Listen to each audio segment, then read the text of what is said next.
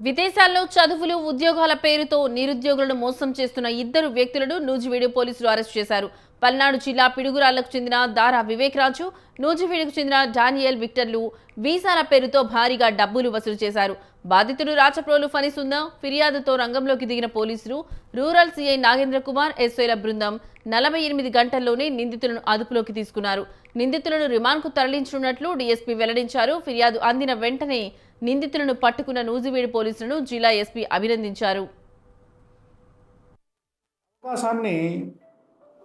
అవకాశంగా తీసుకొని ఈ మోసగారులు ఇద్దరు ఇతను ఈ యొక్క కంచెల డానియల్ విక్టర్ ఇతను ఏంటంటే యాక్చువల్గా స్టడీ వీసాలు చేస్తూ ఉంటాడు. స్టడీ వీసాలు మాత్రమే చేస్తూ ఉంటాడు.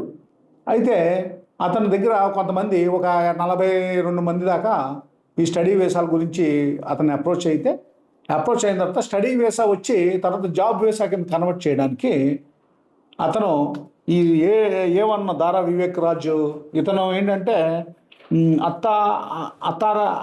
మన అన్ని ట్రాన్స్ ఓషియానిక్ ప్రైవేట్ లిమిటెడ్ అని ఒక కంపెనీ పెట్టి హైదరాబాద్లోనూ ఈ కన్సల్టెన్సీ కంపెనీ నడుపుతున్నాడు ఇతను ఈ వివేక్ రాజు.